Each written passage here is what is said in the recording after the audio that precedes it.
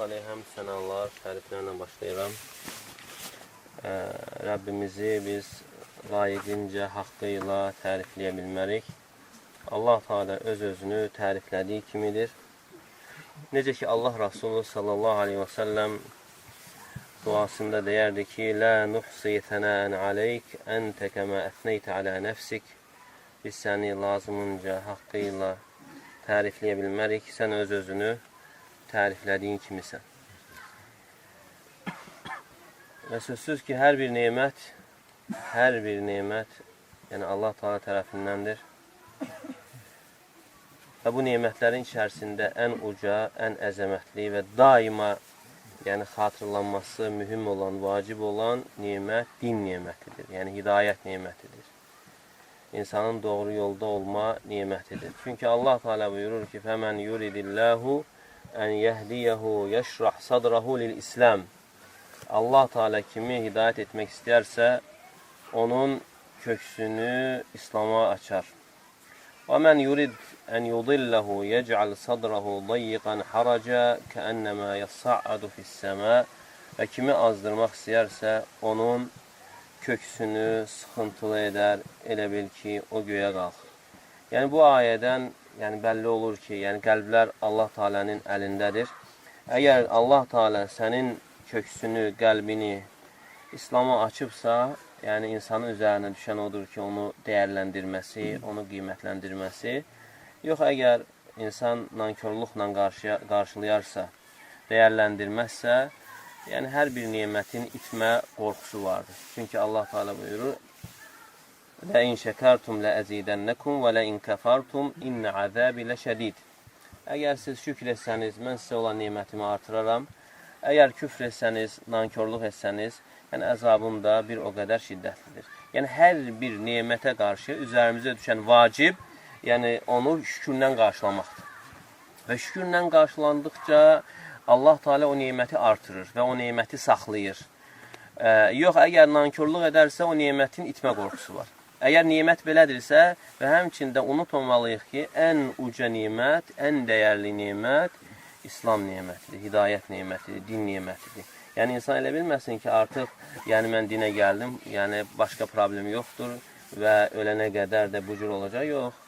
Və görürsən ki, insan hidayətə gəlir və bir neçə aylar, illər keçdikdən sonra görürsən şikayətlənir ki, problem var. Problem odur ki, namazlar quru boş hərəkətlərdir və Quran oxuyuram, elə bir ki, qəzet oxuyuram. Ümumiyyətlə, ibadətdən ləzzət ala bilmirəm. Səbəb nədir? Səbəb insanın özüdür. Necə ki, alimlərə belə bir sual verildiyi zaman cavabını Ər-Ra'd surəsi 11-ci ayədə olduğunu deyirlər. Allah Teala buyurur, İnna Allaha la yughayyiru ma bi qawmin hatta yughayyiru ma bi anfusihim. Allah Teala bir qövmün halını dəyişməz. Onlar öz nəfslərində dəyişikliyə yol vermədikcə. Allah Teala bir qövmün, bir cəmaatın halını dəyişməz. O imanı, o ləzzəti duyduqdan sonra, onun itməsi insanın özünə görədir. İnsan özü dəyişiklik etdiyinə görə o aradan qalxır. Və insan əgər bunu bilmək istəyirsə, tarixi səhifələsin, o keçmiş günlərini və görəcək ki, əvvəl, ilk o imana gəldiyi günlər çalışırdı, hara getsə fayda versin, fayda alsın və yaxud da gündəlik zikirlərdir, onları edirdi və həmçinin müəyyən qədər Allahın kitabından payı olurdu, onu oxuyurdu. Artıq aylar, günlər, illər keçdikdən sonra yenə insan dostları, həmən yoldaşlardır. Amma görürsən ki, onlarla oturduğu zaman Allahı zikr etmək əvəzinə kimsə zikr olunur. Artıq onun yerinə başqa söhbətlər gəlib. Deməli, səbəb kimdir? Deməli, insan özü dəyişir. İnsan özü dəyişdiyinə görə halda dəyişir. Çünki Allah Teala buyurur, فَلَمَّا زَاغُوا اَزَاغَ اللّٰهُ قُلُوبَهُمْ. Nə vaxtdır onlar haqdan meyl etdilər, onda Allah Teala onların qəlbini haqdan döndərdi. Başqa ayda buyurur, وَاللّٰهُ أَرْكَسَهُمْ بِمَا كَسَبُوا. Onlar qazandığı günahlara görə Allah Teala onları təpəsi aşağı çevirdi. Əvvəlki vəziyyətinə qaytardı. Allah qorusun. Ona görə İbn-i Qayyum Rahiməhullah buyurur ki, insan hidayətə gələn gündən şeytana qarşı, nəfsə qarşı vuruşmağı davam etdirməzsə, insan deyir sonunda o fitrətində olan günahlarla və yaxud da o cahiliyyət dövründə vərdiş etdiyi günahlarla qarşılaşacaqdır. Və görürsən ki, insan tezə tövbə etdiyi zaman, yəni narkotikdir, içkidir və digər günahlardır, yəni onu uzaq bir məsafədə görür, dağın başında, yox, mən heç vaxt ona yaxın getmərəm, mən qurtardım. O sözü deyən insan görürsən ki, müəyyən aylardan o günaha daha betər şəkildə qayıdır. Yəni, səbəb nədir? Səbəb insan nəfsinə qarşı vuruşmağı davam etdirir. Nə vaxt davam etdirir? Uzaqlaşır. Günah uzaqlaşır. Amma nəfsinə qarşı vuruşmağı davam etdirmədiyinə görə və insan o günahlara asanlıqla qayıda bilər. Və buna görə də yəni, vuruşmaq bu ölən günə qədər olmalıdır. Allah Teala buyurur, وَعْبُدُ رَبَّكَ حَتَّى يَأْتِيَكَ الْيَقِينَ Sənə yəqin gələnə qədər, yəni ölüm gələnə qədər Rəbbinə ibadət et. Yəni nəfsə qarşı vuruşmaq daim olmalıdır. Və vuruşarsa, yəni salamatçılıq var. Yox, insan tərk etdisə, yəni desə ki, mən artıq biraz istirahət etmək istəyirəm. Yəni imanım həmən vəziyyətdə qalsın, yoxdur elə bir şey. Neytral bir vəziyyətdə qalmaq yoxdur. Çünki Allah Teala buyurur, "Limen şa'a minkum en yetaqaddama aw yeta'akhkhara." Sizdən də irəliləmək istəyən və yaxud da geriləmək istəyən üçün ya insan irəliləməlidir və dayandısa mütləq geriləyəcəkdir. Və buna görə yəni düşmən bəllidir. Allah Teala düşməni bizə bildirib. Və daima da çalışır ki, Adəmin evladlarını, zürriyyətini özü ilə bərabər cəhənnəmə aparsın. Çünki Allah Teala buyurur, "İnne şeytan lekum aduvun fettehizuhu aduva." Yəni şeytan sizin düşməninizdir. Onu özünüzə düşmən tutun. "İnnemâ yed'u hizbehu liyekunu min ashabis sa'ir." Yəni o özünə tabe olanları cəhənnəm əhli olmağa çağırır. Cəhənnəm əhli olmağa çağırır. Yəni Allah Teala'nın yəni bizə olan yəni böyük bir nemətidir ki, düşməni bizə tanıdıb. Və düşməni tanıdıb və ondan daima ehtiyatlı olmaq və ondan da qorunmağın yolu daima yəni Allaha sığınmaqla olur. Yəni fikir verin, Quranda bir 3 yerdə keçir. Yəni Allah Teala yəni belə deyək də insanlardan olan şeytanla yanaşı, cinlərdən olan şeytanı yanaşı gətirir və onlardan necə qorunmaq lazım olduğunu bizə öyrədir. Allah Teala buyurur: وَلَا تَسْتَوِي الْحَسَنَةُ وَلَا السَّيِّئَةُ Heç vaxt yaxşılıqla pislik bir ola bilməz. اِدْفَعْ بِالَّتِي هِيَ أَحْسَنُ فَإِذَا الَّذِي بَيْنَكَ وَبَيْنَهُ عَدَاوَةٌ كَأَنَّهُ وَلِيٌّ حَمِيمٌ Sən pisliyi yaxşılıqla dəf et. Və onda görəcəksən ki, səninlə aranda düşmənçilik olan insan sənin ən yaxın dostuna çevrilib. Amma bu çox ağır məsələdir. Yəni bir insan sənə düşmənçilik eləsin, ona yaxşılıq eləmək nəfsə ən ağır gələn məsələlərdən biridir. Və sonra Allah Teala buyurur, bunu kim bacarır? وَمَا يُلَقَّاهَ إِلَّا الَّذ۪ينَ صَبَرُوا وَمَا يُلَقَّاهَ إِلَّا ذُو حَظٍ عَظِيمٍ Bunu yalnız səbr edənlər və Allah Teala tərəfindən böyük payı olan insanlar bacarır. Yəni hər adam işi deyil. Hər adamın işi deyil ki, sənə pislik edilsin, onu yaxşılıqla dəf edəsən, qarşılayasan. Yaxşılıqla dəf etsən, çünki insan elədir ki, insanın fitrətində elə bir şey var ki, yaxşılıq edəni sevmək. O yaxşılıqla onun qəlbində olan, sənə qarşı olan o nifrəti, kin-küdurəti, yəni aradan qaldıra bilirsən. Amma sonra gəlir o bir düşmən. Allah Teala buyurur: "Və imma yenzaghannaka mineş-şeytani nazghun festaiz billah." Yəni şeytan tərəfindən sənə bir vəsvəsə gələrsə, Allaha sığın. İbn Kəsir rahimehullah təfsirdə deyir ki, yəni şeytan yaxşılıq başa düşmür. Yəni kimsə deyə bilmək ki, mən biraz şeytana yaxşılıq edim, məndən əl çəksin. Yəni elə bir şey yoxdur. Yəni ondan qorunmağın yolu yalnız yəni Allaha sığınmaqla. Amma bu insanlara, yəni insanlardan olan şeytanlara qarşı insan yəni yaxşılıqla bunu əldə etmək mümkündür. Və ona görə bu məsələ olduqca mühümdür. Yəni o baxımdan ki, ola bilər, yəni sənin qonşundur, kasıb olsun. Və sən evə gəldiyin zaman yəni uşaqların üçün hədiyyələr, meyvədə alırsan və o da imkansızdır, ala bilmir. Ala bilmir. Və ona görə ala bilmədiyinə görə onun qəlbində sənə qarşı həsəd, kin-kudurət və nifrət yaranır. Və sən o yüngül var ondan versən, onun qəlbində olan o kin-kudurətin aradan qalxmasına yəni səbəb ola bilir. Və ümumiyyətlə İbn Qayyim rahimehullah bu düşmənlərdən qorunmaq üçün, xüsusən də bu insanlardan olan yol budur. Heç vaxt yaxşılıqla pislik bir ola bilməz və sən pisliyi necə dəf etməlisən? Yaxşılıqla. Deyir, bu deyir, həmçinin ağır məsələdir. Çox nəfsə ağır gələn məsələdir, amma müəyyən məsələlər var, müəyyən incəliklər. O incəlikləri əgər insan bilərsə, yəni onu da yenmək mümkündür. Onu da əldə etmək mümkündür. Nədir o? Deyir ki, elə bir insan yoxdur ki, o insan özü ilə Allah arasında günahları olmaz. Hər birimizin günahı var. Elə deyilmi? Və hər bir insan da istəyir ki, onun o günahı örtülsün. Yəni Allah Teala onun günahını örtsün. Yəni heç kəs onu yəni belə barmaqla göstərməsin ki, filan kəs filan günahın sahibidir. Yəni bunu istəyən varmı? Heç birimiz istəmirik. Çünki bu dünyada rüsvaçılıqdır. Və istəyirik ki, Rəbbimiz bizim günahımızı örtsün. Bizim nə qədər günahlarımız var. Əlhəmdülillah, Rəbbimiz də örtür. Və onun da şükrü odur ki, onu danışmamaq. Və sonra bununla kifayətlənmirik. Gör, insan nə qədər arsızdır, bununla kifayətlənmir. Və istəyirik ki, o günaha görə əzab da olmasın. O günaha görə Allah Teala əzab verməsin. Bununla da kifayətlənmirik. Və əlavə Allah Teala'dan cənnət istəyirik. Cənnət nemətlərini istəyirik. Və hətta bizim arzuladığımızdan artıq şeyləri də Rəbbimizdən istəyirik. Və əgər sən deyir, Rəbbindən bunu istəyirsənsə, Rəbbinin yaratdıqlarına qarşı da belə olmalısın. Və sən güzəştə getməlisən ki, və oradan bağışlamalısan ki, bağışlanasan. Və bəziləri mən halallıq vermirəm. Yəni, qiyamətlə meydan oxuyur. Yəni, o qədər arxayında insan.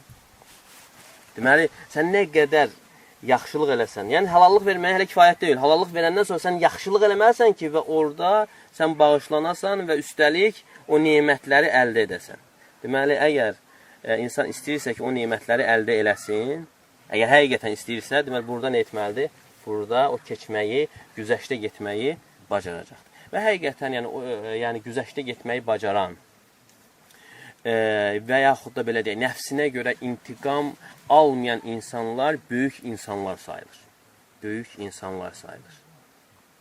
Və ona görə də, yəni onlar, məsələn, tarixdə nə qədər insanlar olub, yəni nəfsləri üçün intiqam almadığına görə, yəni bugün də onlar dillər əzbəridir. Amma onlardan da böyük, zəngin insanlar olub və onlar isə bugün tarixin zibilliyindədir. Yəni, bugünə qədər bu birlərin qalması səbəb nədir? Onların nəfsləri üçün intiqam almamalar. Misal olaraq, indi bəziləri Peyğəmbər s.ə.v vəhiy ilə dəstəklənən insandır. Yaxşı, heç Peyğəmbər s.ə.v misal gətirməyə, başqa insanlar olsun. Məsələn, Əhməd ibn Həmbər rahimehullah. Məsələn, o insan döyüldü, söyüldü və zindana atıldı. Və o çıxandan sonra, yəni belə bir papqa, qovluq düzəltmədi ki, yəni filan kəs. Bax sən, mən içəridə olanda heç yanıma gəlmədin. Sən filan kəs, heç mən çıxandan sonra məni ziyarət eləmədin. Yəni onlar elə bir ki, belə bir şeylərə yəni məhəl qoymurdular. Və həmçinin, yəni İbn Teymiyyə rahimehullah, sən nə qədər, yəni ona sən düşmənçilik edildi və heç vaxt, yəni nəfsi üçün nə etmədi, intiqam almadı. Hətta onun düşmənlərindən, qəddar düşmənlərindən biri, İbn-i Məxluf, Maliki məzhəbindən, İbn-i Məxluf adında birisi, yəni onun ölümünə hökm verən, hansı ki demişdi ki, onun qanı mənim boynumdadır. İbn-i Qayyim rahimehullah deyir ki, o öləndə mən deyir, sevinərək İbn Teymiyyə rahimehullahın yanına gəldim. Sevinərək ki, İslamın düşmənlərindən biri məhv olub.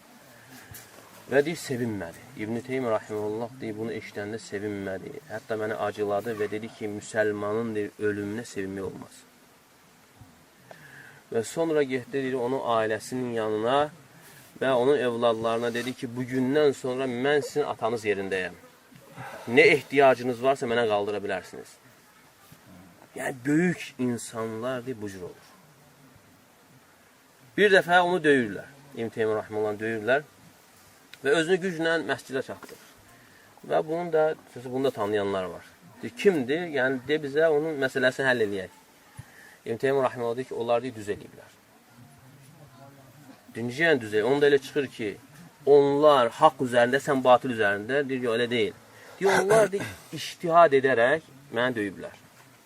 Və hədisdə də gəlir ki, hakim iştihad edərsə, səhv çıxarsa yenə bir savabı var. Yəni onları düzgün çıxardır. Və belə misallar çoxdur. İbn Məsud radiyallahu anhu bir dəfə dükana gedir və əmmaməsinin bu qat olan hissəsinə pulunu qoyur və danışır və almaq istədiyi zaman pul çıxartmaz, görür ki, pul oğurlanıb. Və deyir, siz nə deyirsiniz?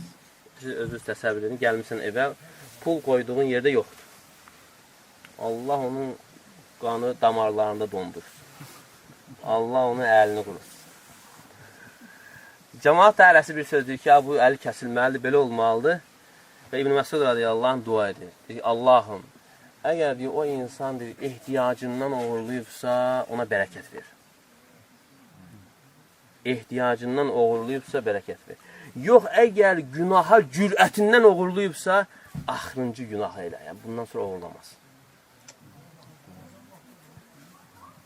Və bir dəfə Zeynul Abidin məclisdə cəmaatın qarşısında dərs deyərkən əmisi oğlu arasında nəsə olur və gəlir bunu söyür cəmaatın qabağında.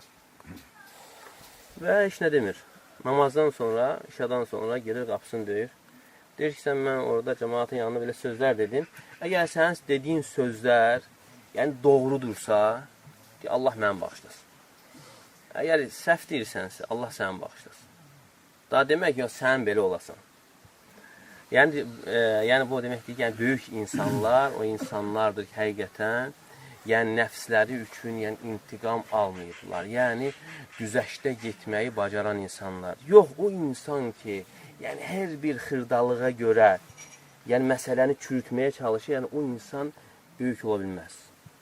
Yəni, o insan öz səviyyəsini aşağı indirən insan sayılır. Və filan kəs mənə əyri baxdı. Filan kəs filan söz dedi. Ola bilər, çox şey ola bilər. Sən hər bir sözə görə insanın ardınca düşəsi olsan, sən özün məhv olacaqsan. Yəni, fikir verin, bilirsən, yolda, indi profka çoxdur da, bir insanı görsən, qıraqdan baxanda solidli bir insandır, maşın sürür və kimsə onun qabağında bir oyun çıxardır və buna dözə bilmir. Düşür bunun dalınca. O qovur, bu qovur, o qovur, bu qovur və görürsən ki, əvvəl normal insan idi, o dalınca düşəndə nə olur? Görürsən, bu nə günə düşdü? Yəni, öz səviyyəsini insan elə bil ki, xırdalığa gedərsə, öz səviyyəsini itirir. Ona görə Əhməd ibn Həmbəl rahimehullah deyir ki, وَجَدْتُ تِسْعَةَ أَعْشَارِ السَّعَادَ فِي التَّغَافُلِ Mən deyir, səadətin ondan 9'unu təğafulda gördüm. Səadətin, xoşbəxtliyin ondan 9'unu təğaful. Təğaful nədir? Yəni, elə bir görürsən, özünü görməməzliyə vurursan. Eşitmirsən, elə bir ki, eşitməmişsən. Səadətin ondan 9'u. Yəni, bu çox mühüm məsələdir. Xoşbəxtliyin ondan 9'unu təğaful. Yəni, bu müəllimə də aiddir və evdə, məsələn, ailə başçısına aiddir. Yəni, insan çox şey görə bilər. Və hər gördüyün şeyə görə danlamalı, qınamalı yox. Yəni, onlardan çox oldusa, onundan birinə, ikisinə görə, hər bir məsələyə görə danlasan, artıq problem ortaya çıxa bilər və həmçinin o da, yəni, böyüyə bilər. Və sözsüz ki, bunlar da hardan başlayır? İlk əvvəl yenə insanın qəlbindən başlayır. Yəni, bunu düzəltmək, yəni qəlbdən başlayır. Qəlb düzəlməsə, yəni insanın orqanlarının, bədən üzvlərinin düzəlməsi demək olar ki, qeyri-mümkündür. Ona görə İbn Qayyim rahimehullah deyir ki, bəzən məsələn, biz bilirik ki, zikir şeytanı qovur. Zikrin fəzilətləri çoxdur. Hatta 70'e yaxın fəzilət gətirir zikrin. Zikrin fəzilətlərindən biri odur ki, şeytanı qovur. Şeytanı uzaqlaşdırır. Hətta məsələn, Nəs surəsində Xannəs. Xannəs nədir? Xannəs mənası odur ki, xanəsə sözü gizlənməkdir. Nə vaxt ki, sən Allah'ı zikr edirsən, şeytan geri çəkilir, gizlənir. Və sən qafil olan kimi yenə şeytan ortaya çıxır. Yəni, ümumiyyətlə, zikir, Quran, yəni Quran oxunmaq, yəni şeytanı qovur. Amma deyir, bəzən biz zikr edirik, şeytan qaçmır. La ilahə illallah, şeytan qaçmır. La havlə və la quvvətə illə billah, şeytan yenə qaçmır. Subhanallah qaçmır. Yəni, sözsüz zikirdə problem yoxdur. Problem haradadır? Bizim özümüzdə, yəni qəlbimizdədir. Və sonra misal gətir, deyir ki, yəni bu iblisin, bu şeytanın misalı itin misalına bənzir. Şeytanın misalı itin misalına bənzəyir, ac itin misalına bənzəyir. Və o sənin üstünə gəlib və sənin də qabağında ət var, çörək var. Və sən nə qədər qışqırsan qaçmayacaq. Qışqırırsan qaçmır. Niyə? Çünki sənin qabağında onun nəyi var? Azuqəsi var. Amma sənin qabağında ət olmasa, çörək olmasa, nə qədər ac da olsa qışqırsan qaçacaqdır. Və iblis də, şeytan da belədir. Və nə qədər ki, sənin qəlbində, yəni onun azuqəsi var, La ilahə illallah, o qaçmıyor. Subhanallah, yəni qaçmayacaq. Deməli, birincidir, üzərimizə düşən nədir? Yəni, qəlbimizi onun azuqəsindən təmizləmək. Yəni, o qəlbimizi o itlərdən təmizləmək. Yəni, qəlbi insan deyil, təqva ilə pəhriz saxlamalıdır ki, faydası olsun. Yəni, etdiyi o müalicənin təsiri olsun. Məsələn, birisi deyir, müalicə edir, pəhriz saxlayır və dərmanlar qəbul edir və umulan nəticəni əldə edir. Və o birisi görür ki, filan kəs filan dərmanları qəbul etdi və düzəldi, sağaldı. Və bu isə deyir, mədəsi tox olduğu halda, dolu olduğu halda dərmanlar içir. Heç bir effekt əldə etmir. Səbəb nədir? Səbəb pəhriz saxlamadır. Və həmçində biz qəlbimizi təqva ilə pəhriz saxlamadan və nə qədər buradan Quran oxunsa, nə qədər zikir də olunsa, onun yəni təsiri olmayacaqdır. İndi yaxşı sual oluna bilər ki, ya təqva əhlinə gəlir şeytan vəsvəsə vermir, şeytan toxunmur. Onlar da toxunur. Amma onların bunlardan fərqli olaraq bunlar deyir, zikr edən kimi şeytan qaçır. Amma bu birlər isə zikr etsə də şeytan qaçmır. Çünki Allah Teala Ərəf surəsində buyurur: "İnnellezîne taqav izâ messehum taifun mineşşeytani tezekkeru fe izâhum mubsirun." Və təqva əhlinə də şeytan bir şeylə toxunduğu zaman onlar Allahı zikr edərlər və zikr edən kimi dərhal görənlərdən, ayılanlardan olalayan şeytan dərhal qaçar. Və buna görə də yəni bu məsələ olduqca mühümdür. İbn Teymiyyə rahimehullah deyir ki, nə qədər ki bizim qəlbimizdə, insanın qəlbində itlər var. İtlər varsa o qəlbə, itlər olan qəlbə, yəni xeyirli mənalar o qəlbə yerləşə bilməz. Və bunu Peyğəmbər sallallahu əleyhi və səlləm hədisindən yəni fayda olaraq çıxarıb. Çünki bir hədisdə keçir ki, yəni mələklər it olan və şəkil olan evə girməzlər. Başqa bir hədisdə Cəbrail əleyhissalam Peyğəmbər sallallahu əleyhi və səlləmə vəd verir ki, filan vaxt gələcək. Vədə tamam olduğu zaman Cəbrail əleyhissalam gəlmir, gecikir. Və hətta yoldaş deyir ki, nə oldu? Və deyir ki, bu onun əxlaqından deyil. Və sonra yolda görüşdüyü zaman şikayətlənir. Gecikdiyinə görə şikayətlənir və onda Cəbrail əleyhissalam deyir ki, evdə it var idi. Yəni Peyğəmbər sallallahu nəvələrindən birinin küçüyü idi, kravatın altına, çarpayının altına girmişdi. Və deyir, bax deyir, burada Cəbrail əleyhissalam nə gətirirdi? Vəhiy, elm, nurla gəlirdi. Hara girmədi? İt olan evə girmədi. Əgər deyir, Cəbrail əleyhissalam, o rəhmət mələyi it olan evə girməyibsə və it olan qəlbə və itlər olan qəlbə deyir, Quran necə girsin? İtlər olan qəlbə xeyirli mənalar necə girsin? Bax, həsəd, kin-kudurət, təkəbbürlük və insanın özündən razı qalması, ücub, riyakarlıq, bunlar deyir, itlərdir. Bunlar deyir, elə-belə itlər yox, bunlar quduz itlərdir. Yəni, belə bir itlər qəlbdə varsa, yəni Quran o qəlbə girmir. Və o qəlbə xeyirli mənalar o qəlbə girmir. Və ora girməsi üçün nə lazımdır? Birinci, bir, yəni bu xəstəlikləri öyrənərək insan qəlbini təmizləməlidir ki, yəni o salamat qəlb olsun və həmçinin qiyamət günü də onun sayəsində salamatçılığı əldə edə bilsin. Çünki Allah Teala buyurur: "Yevmə la yenfa'u malun və la banun illə men etallaha bi qalbin səlim." O gün insana nə mal dövlət, nə oğul uşaq fayda verər, yalnız salamat qəlblə gələndən başqa. Və ona görə, yəni qəlbin salamat olması, yəni olduqca böyük nemət sayılır. İnsan qəlbinin salamat olduğuna görə, yəni ən əfsəl dərəcəni qazana bilir. Ona görə Peyğəmbər sallallahu əleyhi və səlləmdən soruşulanda ki, "Mən afdalun nas", insanların ən əfzəli kimdir? Peyğəmbər sallallahu əleyhi və səlləm buyurur ki, "Məxmumul qalbi və saduqul lisan." Qəlbi məxmum olan və dili doğru olan, doğru danışan və qəlbi məxmum olan. Və soruşurlar, ya Rasulullah, bu doğru danışan aydındır.